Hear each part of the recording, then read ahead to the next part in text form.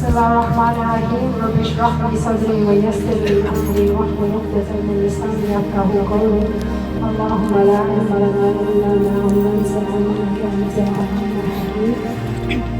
Okay, who here has a problem with negative thinking? Come on. If there's one thing that I work with my clients, every single one of them, this is one thing that I work with all of them on. So don't be shy now, put your hands up. Who has a problem with negative thinking? Okay, most of us do.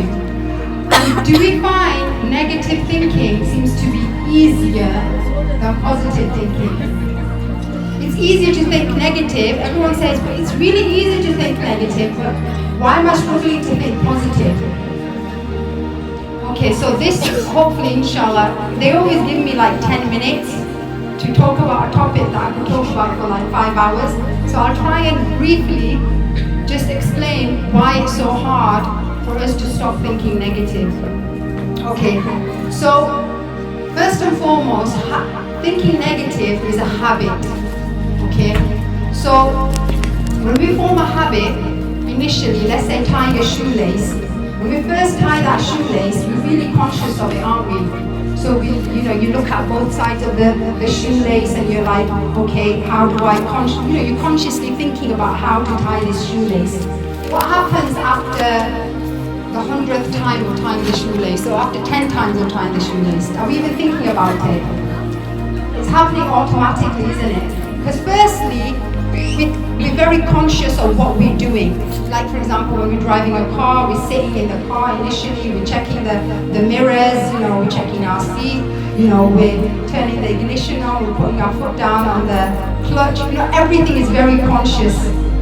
But then we're driving our car and we're not even thinking that we've put our foot down on the clutch, we've changed our gears, everything's happening automatically. Because initially, when we're trying to create a habit, when we're doing something new, we're very conscious of it. And then we've done it so many times that it becomes unconscious. We don't even need to think about it. Okay? Thinking negative thoughts, again, initially starts off very conscious. We're quite aware of, okay, this thing happened, and I was thinking these thoughts. Yeah? So, initially it's very conscious, but when we do it enough times, we keep thinking that same thought over and over again. You don't even really need to, it becomes unconscious then. It's easy for us to think negative. It's there, it's ingrained into our subconscious mind. And what happens is when we think negative,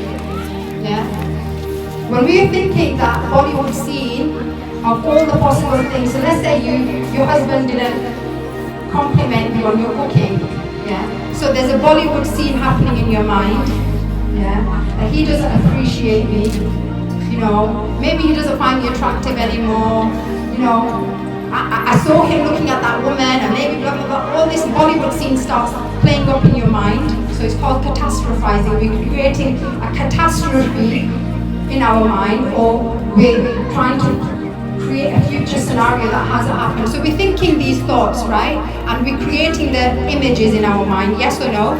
Yeah? So when we create those images in our mind, does it create an emotion in our body?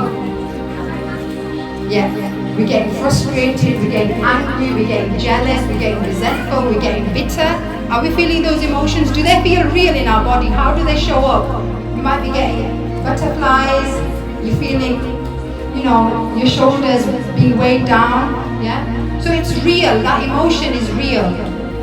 Because your mind can't tell the difference between something that's really happening here, something that's being played on a movie screen in front of you, or something that's being played on the movie screen in your mind. So when you're watching a movie, and if it's a really good movie, and the actors are really good at acting, and it's a love movie, let's say, you fall in love with the character, You walk away and say, oh, that was such an awesome movie.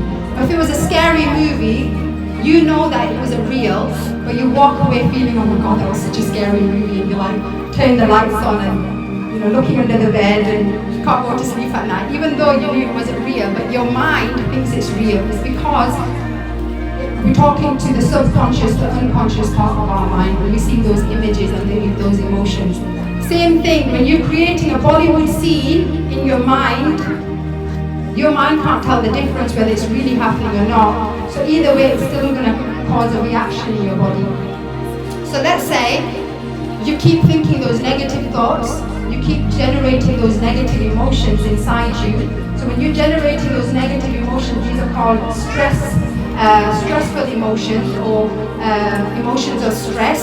So those emotions of stress are releasing a chemical in your body called cortisol.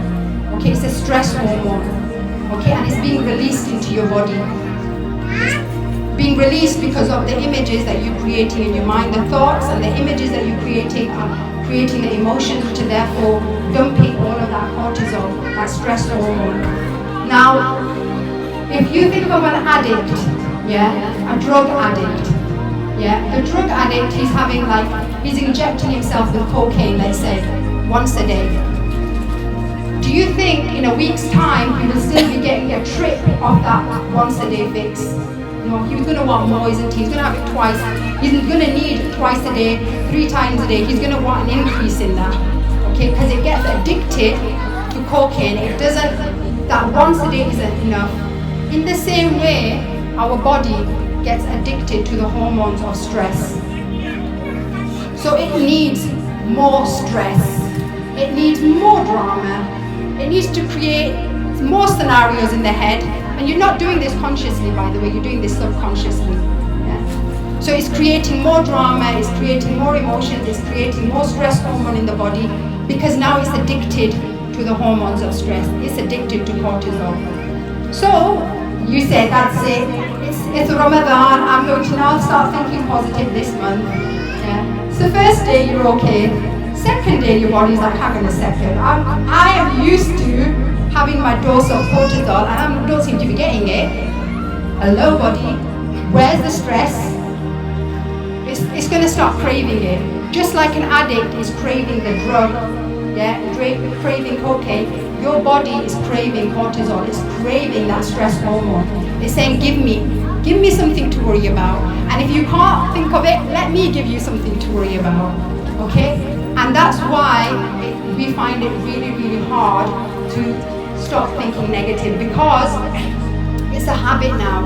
And if you keep thinking the same thoughts over and over again, in your brain you've got neurons and they keep firing and wiring until those connections of you thinking negative or that certain thought, let's say, is so hardwired in your brain. Yeah? So it's like really hardwired. It's like the connections between those neurons are so strong. So you thinking positive, are there any connections even formed? No. So when you start thinking positive, initially those connections are going to be really weak, and the negative connections are still really, really strong.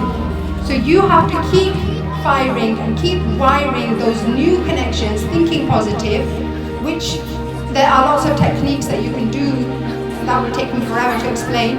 But so you have to train the mind, you have to form new habits, okay? So you have to persevere and you have to persist, okay? Because, there is a neurological, there's the neurons now, you're actually working with, and the brain is, they call it, the brain is, it's called neuroplasticity, meaning that you can always change your brain, you can always change the structure of your brain.